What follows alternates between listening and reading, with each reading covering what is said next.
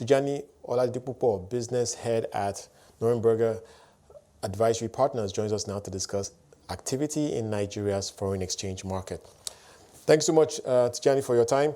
So first of all, just your perspective on the central bank's stance in terms of being a focus on supply as opposed to valuation. And by valuation there, I imagine they are speaking to the parallel market rate. All right, thank you so very much. Good afternoon, and thanks for having me. First, I think the reaction would be that while expectation is so high, what we've seen playing out at the parallel market, it's obviously a new record low. We've seen today's activities in IE window struggling marginally at 412 compared to the parallel market at a new record low of 562 naira to $1. That's you'll agree with me. It's quite heartbreaking. Of course, this is not far from demand pressure from investors who obviously could not obtain forex from the banks. So, but do you buy the strategy though that it's all about making sure that you can provide supply to the official and organized market, and the parallel market, which the central bank in the past has described as a market for illicit transactions and so forth, really is not one you need to pay so close attention to? Well, I agree with you that the fact remains that in the past, even the banks has been found wanting of round tripping. We can't say it's not gainsaying, and that's why even at the back of that policy, the Apex Bank keep coming back to the banks and saying no, and keep reading the right acts to them. You agree with me that this whole essence needs much more than the policies as it's made.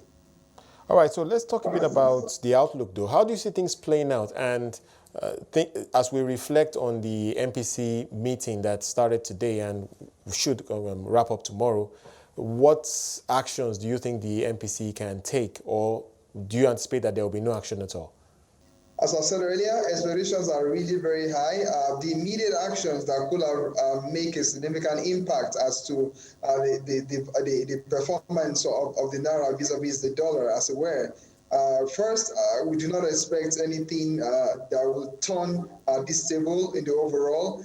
However, like I said, expectations are high.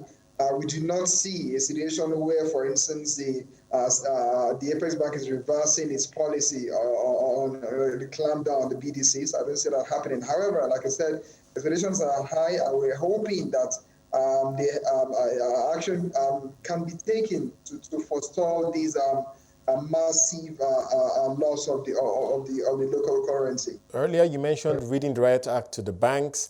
And what I am thinking perhaps we would see is more, should I say, stricter action around activities in the parallel market to try and bring everybody in line, so to speak.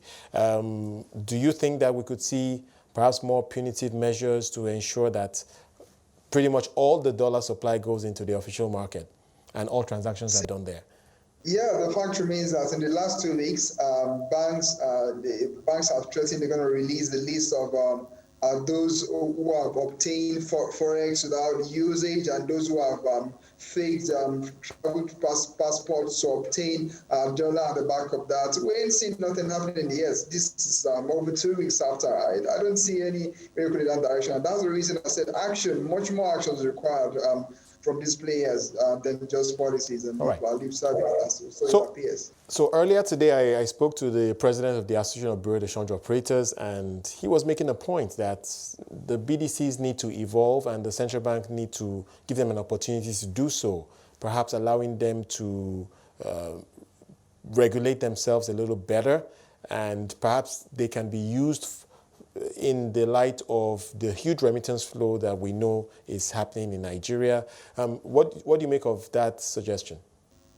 No doubt, you agree with me. Away from the fact that, yes, statistics have shown that the BDC, CBN has said that the BDC contributes less than 1% of the overall forex of the market. Without gainsaying, I think that the Apex Bank will have, of course, had discussions with the BDCs prior to this policy. And of course, we can't rule out the fact that first, these that segment of the market contributes more than 300 billion in dollar. And of course, regardless, the issue of unemployment setting in already, because these guys are all facing the harsh economic reality of as it were.